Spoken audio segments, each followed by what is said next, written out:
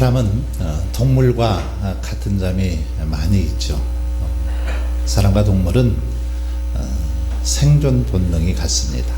생식 본능도 같죠. 또한 이렇게 서식 본능 역시도 같고 기소 본능 역시도 같은 것을 볼 수 있습니다. 그러나 반면에 사람과 동물이 다른 점이 있습니다. 어떤 점이 다를까요? 사람에게는 웃음이 있습니다. 감사가 있죠. 하지만 동물에게는 그런 것이 없습니다. 혹시 개나 고양이가 웃는 거 보셨습니까? 웃지 못하죠. 사람만이 할 수 있는 아주 독특한 그런 표현이고 은총이라고 말할 수 있습니다. 한 선교사가 아프리카 오지로 선교를 떠났습니다. 그런데 선교지에 가서 이렇게 들어가서 보니까 누가 사람인지 누가 동물인지를 도저히 구분할 수가 없는 것입니다. 정글 속에 들어가서 사람을 만났는데 사람인지 동물인지 구분이 되지 않는 것입니다. 그래서 이 선교사님은 본부에 급히 연락을 했습니다. 제가 한 무리를 만났는데 저들이 사람인지 동물인지 구분할 수가 없습니다.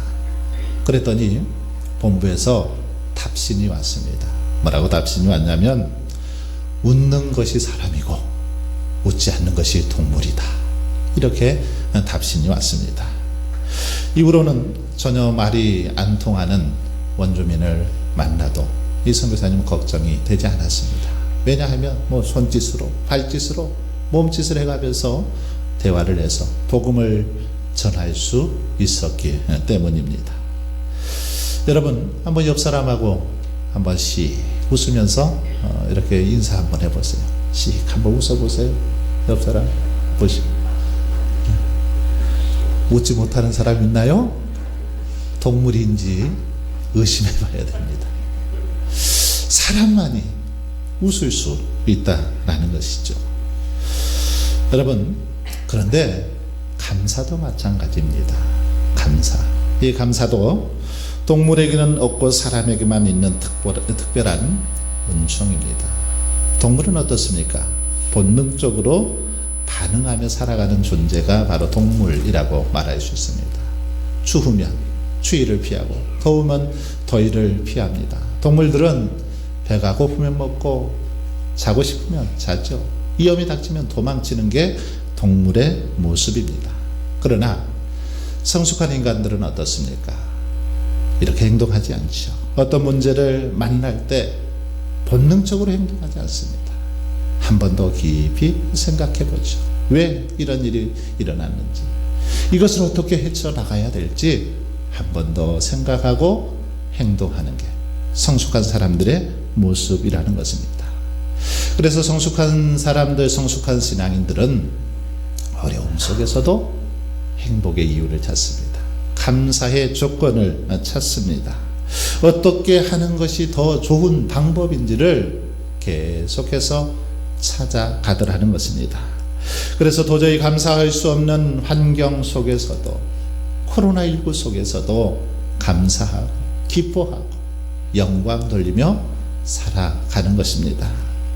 저는 코로나19를 겪으면서 이 속에서 감사한 일이 무엇인지 곰곰이 생각해 보았습니다. 너무나 갑작스럽게 이 코로나19가 이 땅을 덮쳤습니다. 처음에는 불안하기도 하고 걱정이 앞서기도 했지만 이 속에서도 하나님의 뜻을 찾고 감사의 이유를 생각해 보았습니다. 어떤 것들이 감사할까요? 여러분은 코로나19를 겪으면서 어떤 일이 감사했습니까? 몇 가지 저는 생각해 보니까 특별히 코로나19를 통해서 우리 인간들 그리고 과학기술의 한계를 깨닫고 하나님 앞에 겸손히 무릎 꿇게 하신 것이 참 감사했습니다. 그동안 하늘 높은 줄 모르고 인간이 치골하고 우리의 과학기술이면 뭐든지 다 할 수 있다고 그렇게 떵떵거리며 살았는데 코로나19를 통해서 그것이 아니구나, 겸손할 수 있게 하신 것이 참 감사했습니다. 그래서 하나님의 은혜 아니면, 하나님의 도움 아니면 살아갈 수 없는 인생이구나 깨닫게 해주신 거 감사하더라고요. 그리고 코로나19를 통해서 한국교회가 성찰의 기회를 갖고 회개할 수 있음도 감사했습니다. 특별히 코로나19를 통해서 신천지 같은 이단의 실체가 드러나고 그들이 무너진 것도 참 감사했습니다. 선진국이라고 자부했던 나라들이 힘없이 무너져 갈 때 우리나라가 정말 참 좋은 나라구나. 우리나라의 의료 수준이, 방역 수준이 세계 최고라는 사실에 감사했고 이 땅에 사는 것이 참 행복하다라는 것을 깨달았습니다. 무엇보다 우리가 살고 있는 운주면 비록 작은 시골 마을이지만 참 청정지역이고 참 좋은 동네구나. 이것이 감사했습니다.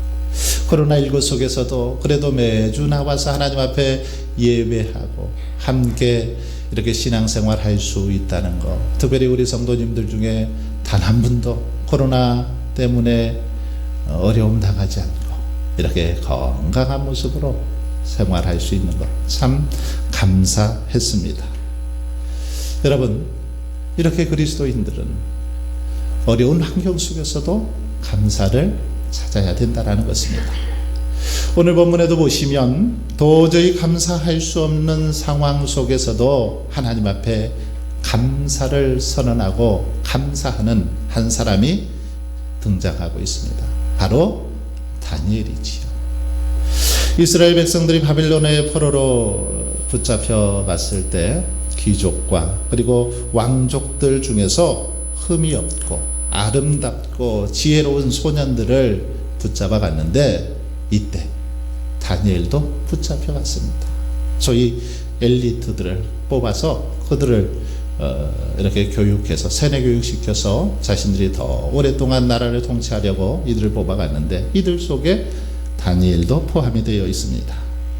그런데 다니엘은 포로 생활 중에도 뜻을 정해서 끝까지 하나님을 섬겼습니다. 신실한 모습으로 그들이 아무리 우상을 섬기도록 해도 우상을 섬기지 않고 하나님을 섬기는 그런 삶을 삽니다. 그랬더니 하나님께서 그를 축복하시죠.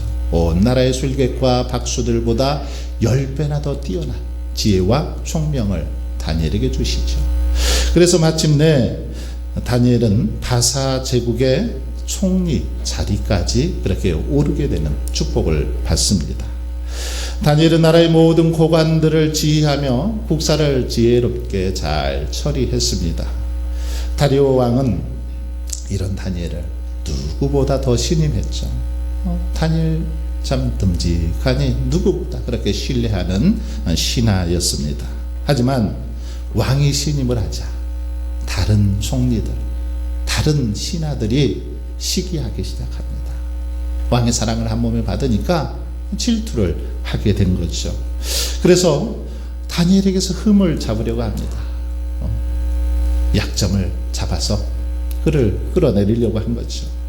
그런데 아무리 약점을 잡으려고 해도 다니엘은 인격적으로 신앙적으로 너무 훌륭했기 때문에 허물을 찾을 수가 없는 것입니다. 그러자 그들은 다니엘을 제거하기 위해서 음모를 꾸밉니다. 어떤 음모입니까? 어떤 음모냐면 다리오 왕을 찾아가서 앞으로 30일 동안에 왕외에 어떤 신에게나 어떤 사람에게 무엇을 구하면 기도를 하면 그 사람은 사자굴에 던져버립시다. 이런 음모를 꾸밉니다.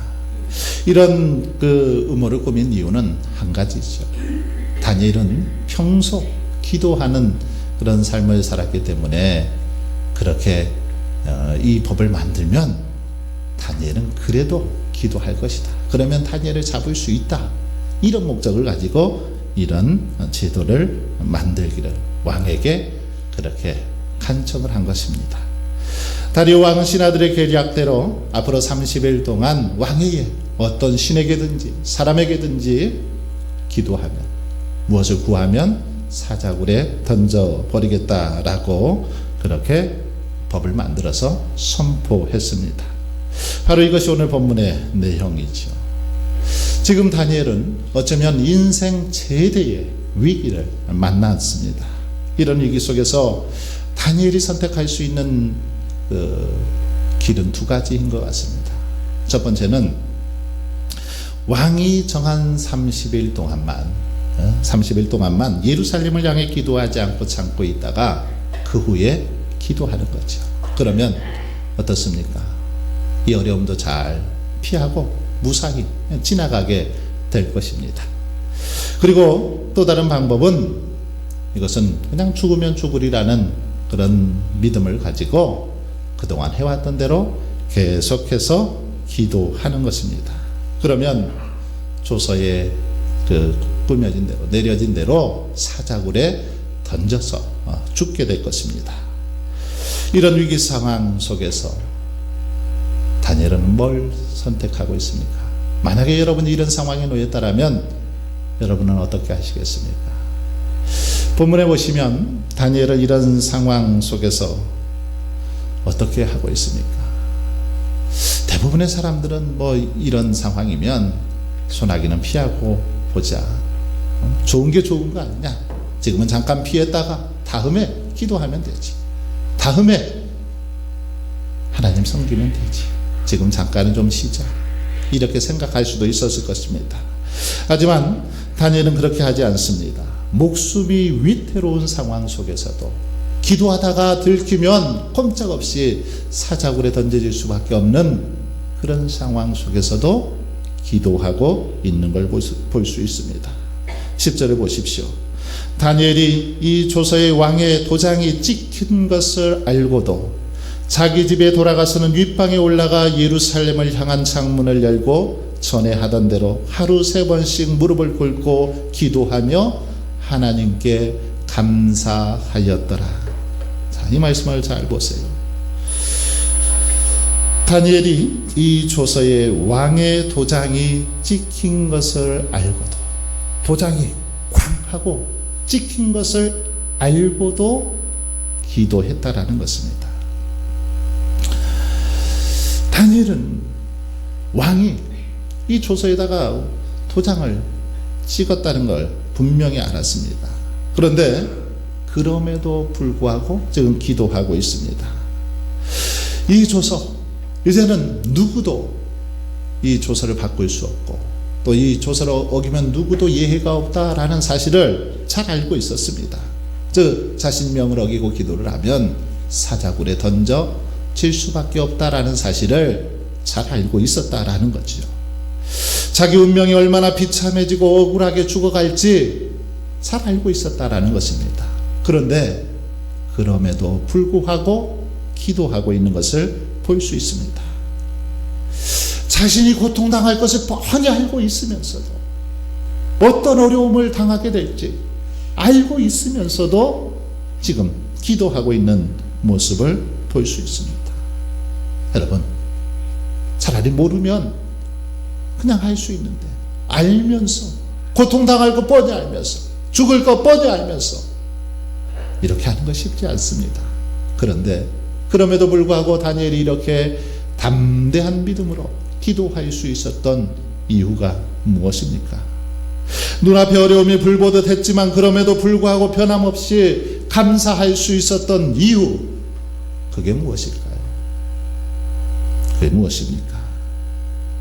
다니엘은 기도하다 적발되면 이제 그냥 꼼짝없이 잡혀서 죽을 수밖에 없다는 사실 잘 알았습니다.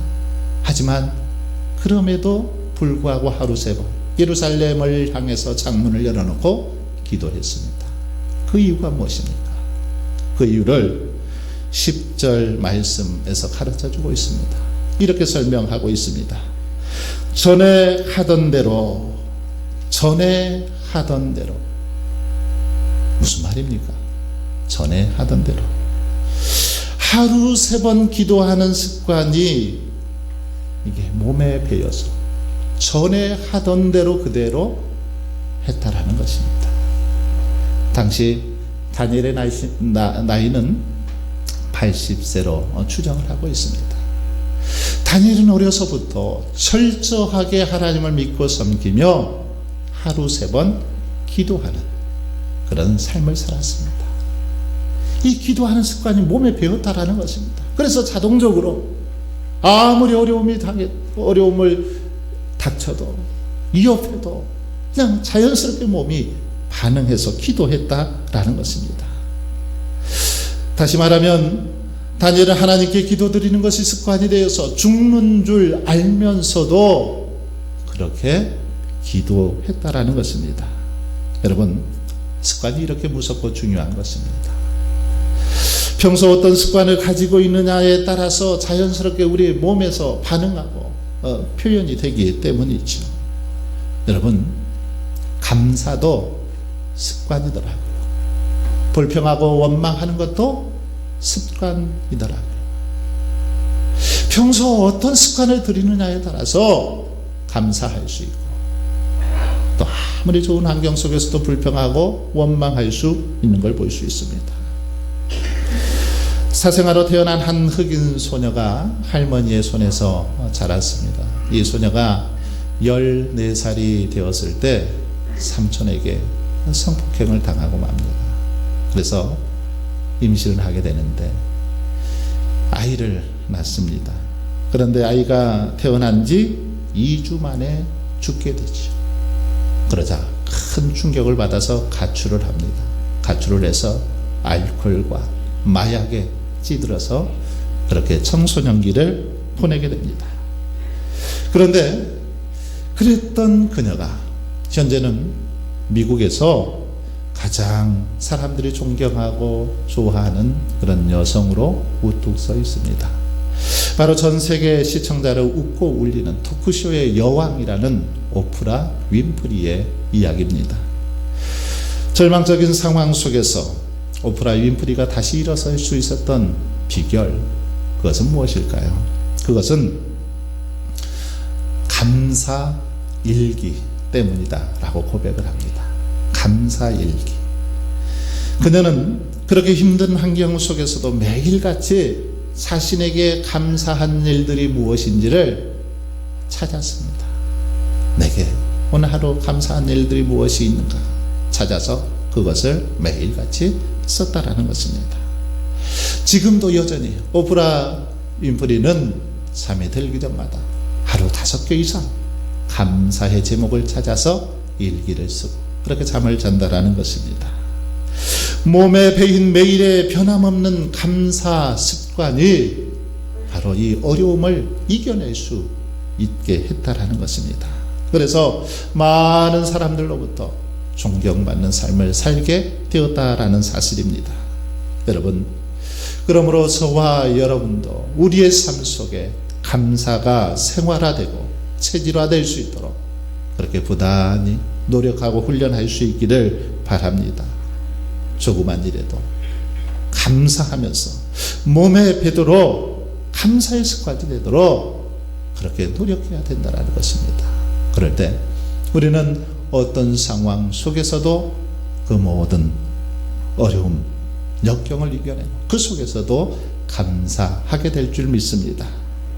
습관의 심리학을 쓴 곽금주 박사는 가장 위대한 혁신은 습관과 싸워 이기는 것이다, 이런 말을 합니다. 습관을 다스리지 못하면 습관이 당신을 지배한다. 습관을 이기는 습관으로 진화하라.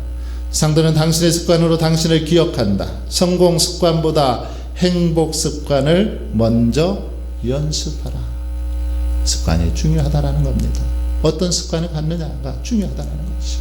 그래서 좋은 습관으로 여러분의 삶을 만들어 가라는 것입니다. 이기는 습관, 행복 습관을 만들어 가라는 것입니다. 그런데 여러분, 이런 습관 하루아침에 만들어지지 않습니다. 오랜 시간 훈련을 통해서 만들어지죠. 그러므로 우리는 좋은 습관을 만들기 위해서 끊임없이 부단히 노력하고 훈련해야 된다는 것이죠. 기도하고 말씀을 보고 예배를 드리는 것, 주일 성수를 하는 것, 이것도 우리 몸에 배워지도록 그렇게 계속해서 훈련해야 됩니다. 그래서 주일날은 어떤 일이 있어도 예배 드리는 것이 우선이고 하나님을 섬기고 하나님을 의지하며 살아가는 것이 우리 삶의 습관이 되도록 그렇게 훈련해야 된다는 것입니다. 다니엘은 생활 속에서 정해진 시간에 하나님을 만나 대화를 하는 기도의 좋은 습관을 가지고 있었습니다. 아무리 피곤해도, 국사를 돌보느라 아무리 바빠도 꼭 시간을 정해서 하나님 앞에 기도했고 하나님과의 교제했습니다. 다니엘은 어떤 일보다도 기도하는 일을 중요하게 여겼다라는 것입니다. 다른 신하들이 고발할 제목으로 삼을 만큼 다니엘은 시간이 되면 어김없이 기도의 자리로 나아갔고 기도하며 그렇게 하나님과 교제했습니다. 그런 기도의 습관을 통해서 하나님의 지혜를 얻었습니다. 그래서 어떤 어려움도 이겨나갈 수 있는 믿음과 용기를 가질 수 있었던 걸 볼 수 있습니다. 여러분, 저는 오늘 본문의 다니엘의 모습을 보면서 중요한 사실을 한 가지 깨닫게 됩니다. 그것은 바로 기도하는 사람만이 감사할 수 있다라는 사실을 깨닫게 됩니다. 감사하기 위해서는 기도가 먼저 선행되어야 된다라는 사실을 깨닫게 됩니다. 다니엘이 위기 속에서 감사하는 순서를 한번 잘 보세요. 여기 보시면 감사를 하기 전에 먼저 기도를 했습니다. 먼저 기도했습니다. 다니엘은 먼저 정해진 시간에 무릎을 꿇었고 기도하면서 하나님께서 베풀어 주시는 은혜들을 헤아리고 생각해 보니 감사하게 되었다라는 것입니다. 바울과 실라도 빌립보에서 복음을 증거하다가 감옥에 갇히죠. 그런데 감옥 속에서 그들이 제일 먼저 한 일이 뭡니까? 기도하는 일이었습니다. 어쩌면 그들은 지금 감옥에 들어와 있는 것 자체가 굉장히 억울했습니다. 왜냐하면 귀신 들린 사람을 치료해 줬는데, 고쳐줬는데 감옥 속에 갇힌 겁니다. 아니 그들에게 오히려 고맙다는 말을 들어야 되는데 감옥에 지금 갇혀 있습니다. 뿐만 아니라 원래 그들은 빌립보에 오고 싶지도 않았습니다. 올 계획도 없었습니다. 그런데 성령님께서 빌립보로 인도해 주셨습니다. 그렇다면 성령님께서 인도해 주셨다면 빌립보에서 더 많은 하나님의 은혜를 누리고 하나님의 영광을 보아야 할 텐데 지금 억울하게 누명을 쓰고 붙잡혀서 감옥에서 매를 맞고 있으니 이거 얼마나 억울합니까? 그런데 그런 와중에도 이렇게 억울한 상황 속에서도 바울과 실라는 하나님 앞에 먼저 무릎 꿇어 기도하고 있습니다. 사도행전 16장 25절을 보시면 한밤중에 바울과 실라가 기도하고 하나님을 찬송하며 죄수들이 듣더라. 자, 말씀을 자세히 보시면 바울과 실라가 기도하고 하나님을 찬송하며 이렇게 표현이 되어 있습니다. 그렇습니다. 기도는 자연스럽게 찬양으로 이어지더라는 것입니다. 기도하다 보니까 하나님을 찬양하는 마음이 생기고 감사하게 되어지더라는 거지요. 기도하는 가운데 하나님의 약속과 선하심을 믿게 되었고 그 고통의 자리에서도 감사가 나오게 되더라는 것입니다. 그런데 놀라운 것은 이렇게 이제 기도하면서 감사해서 찬양하다 보니까 하나님께서 기적을 베풀어 주십니다. 갑자기 지진이 나서 옥문이 열립니다. 자기들을 매었던 이 쇠사슬이 풀리게 됩니다. 그래서 옥에서 풀려나는 기적을 맛봅니다. 여러분, 이렇게 우리의 기도는 감사를 만들더라는 거지. 기도하니까 감사가 생겨나고 또 이 감사는 기적을 만들어 가더라는 것입니다. 기도의 바구니가 가득 차니까 감사의 열매가 풍성하게 맺혀지더라는 것입니다. 감사의 열매가 풍성하니까 하나님의 놀라운 은혜와 기적이 나타나더라는 것입니다. 여러분, 다니엘은 습관대로 기도하다가 결국 사자굴에 이제 던져지죠. 그러나 하나님은 사자들로부터 다니엘을 구원해 주신 것을 볼 수 있습니다. 기도하고 감사했더니 기적을 베풀어 주십니다. 그래서 다리오 왕은 다니엘을 사자굴에 던져놓고 밤새 잠을 못 자죠. 그래서 그 다음날 새벽에 일찍 사자굴로 찾아갑니다. 찾아가서 다니엘아, 내가 항상 섬기는 내 하나님이 사자들에게서 능히 너를 구원하였느냐 큰 소리로 외칩니다. 그러자 사자굴 속에서 다니엘이 이렇게 대답합니다. 왕이여 만수무강하소서. 나의 하나님이 이미 그의 천사를 보내어 사자들의 입을 봉하셨으므로 사자들이 나를 해치지 못하였나이다. 할렐루야. 하나님께서 다니엘의 그 믿음을 보시고 사자들의 입을 봉하사 지켜주셨다라는 것입니다. 믿음을 지키며 감사한 삶을 살았던 다니엘에게 하나님께서 천사들을 보내셔서 그를 지켜주시고 보호해 주셨다라는 사실입니다. 여러분, 이처럼 감사는 하나님의 놀라운 축복, 놀라운 기적을 불러오더라는 것입니다. 우리가 진정으로 감사할 때, 어려움 속에서도 고난 속에서도 감사하며 찬양하며 나아갈 때 하나님께서는 기적을 베풀어 주시더라는 것입니다. 감사는 이렇게 하나님의 축복, 하나님의 능력이 임하는 그런 통로가 되더라는 거죠. 18세기 스페인의 영성가 성 요한은 이렇게 말합니다.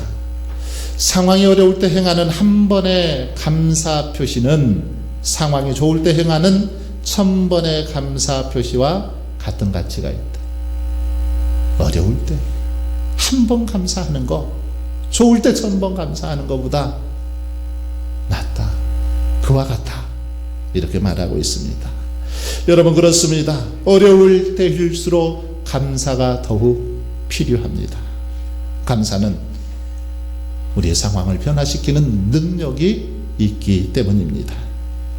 사랑하는 성도 여러분, 오늘은 우리가 추수감사 주일로 드리고 있습니다. 추수감사 주일은 꼭 추수에 대한 감사만이 아닙니다. 한 해 동안 하나님께서 우리들을 지켜주시고 보호해 주신 은혜를 기억하면서 감사하는 절기, 바로 이게 추수감사절입니다. 이번 추수감사 주일, 어쩌면 어느 시기보다 힘들고 어려운 때입니다. 코로나로 인해서 너무나 힘든 그런 시기를 보내고 있습니다. 여러분, 이런 시기일수록 우리에게 필요한 게 무엇입니까? 바로 감사입니다. 어려울 때 더욱 감사할 것을 말씀하고 있습니다. 바라기는 저와 여러분이 다니엘의 변함없는 감사의 영성을 배울 수 있기를 바랍니다.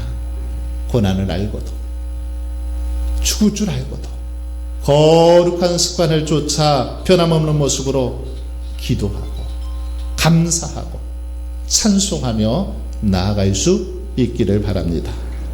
그래서 하나님께서 베풀어 주신 은혜가 여러분의 가정과 삶 속에 더욱 풍성하시게 주님의 이름으로 축원합니다.